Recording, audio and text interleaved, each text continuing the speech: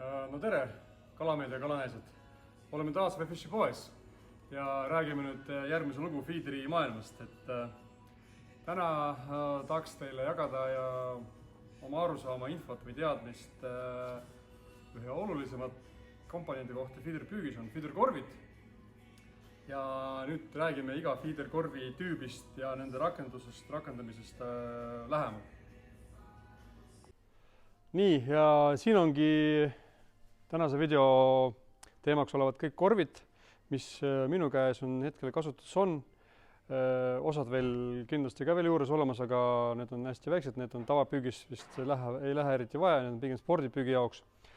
Aga kokku võib jagada feederkorve kaheks. Ühed on metallist ja teised on plastikust. Ja siis nii metallist kui ka plastikust jagunevad erinevate tüüpide järgi ka. Et mis üldine vahe nende metall- ja plastikukorvide vahel on see, et kuidas see sööt nendest välja pudiseb. Et kuna metalli korvidel on see traad on suht peenike enamikel, siis see sööt, mida te sinna panete, pudiseb vees nagu tunduvalt kiiremini, kui näiteks plastikkorvide puhul, kus on see nii-öelda plastiktraati nagu jämedus on veidi suurem ja paksam. Kui me räägime metallkorvidest, siis need on ka kahte, isegi kolme tüüpi olemas.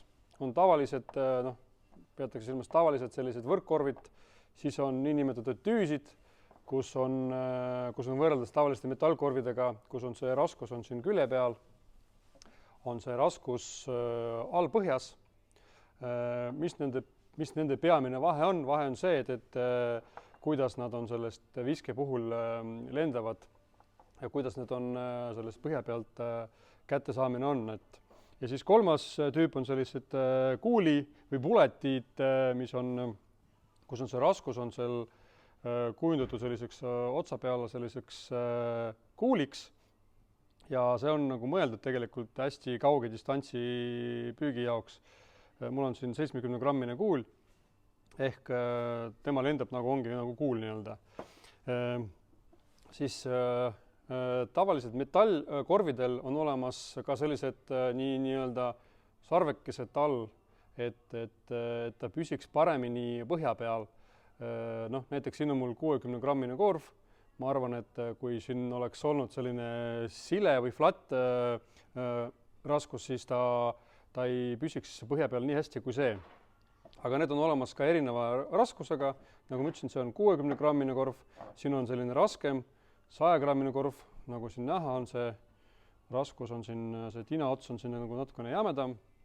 Et ütlen ausalt, et meie veekogudel välja võib-olla Narva jõgi 100-grammist raskemaid korve eriti kasutada ei ole vaja.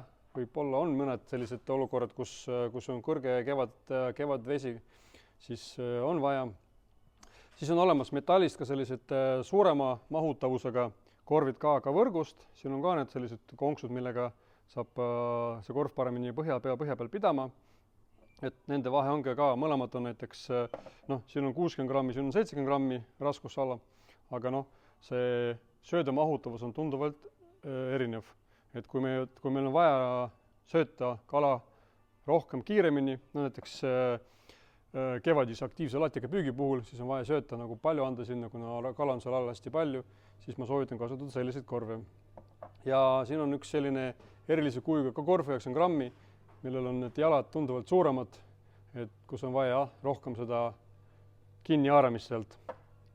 Järgmine tüüp on need sellised, nagu ma ütlesin, tüüsikorvid, et mis on olemas nagu ka kahte tüüpi, sellise tamiilist sangaga, ja siis teine tüüp on siis külje peal olev selline haak on siin tehtud.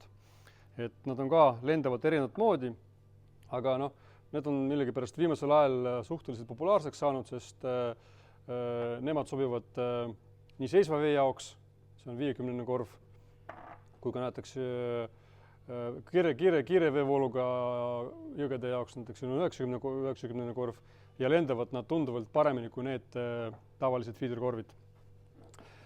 Järgmine liik korvidest on nagu plastikkorve, mida ma olen juba korra maininud, et mille poolest nad erinevad, et erinevus on see, et kuidas see sööt siit nagu sellest korvist välja tuleb. Näiteks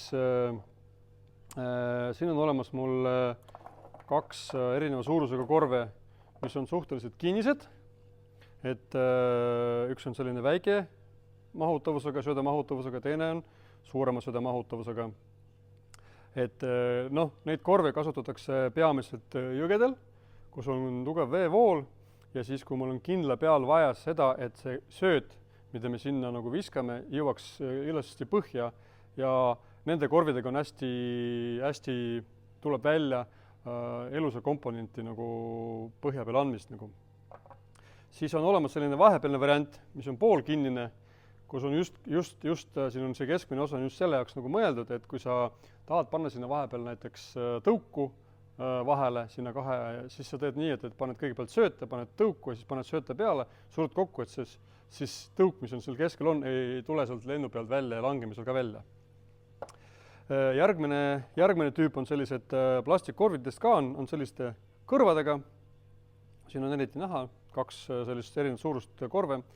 Et need kõrvad on just selle jaoks hea, et siis see korv tõusub hästi põhja pealt ülesse ja näiteks kui sa püüad nagu sellise tugeva randi taga, siis ja tahad selle korvi seal kätte saada, siis ma soovitan kasutada selliseid korve nii-öelda.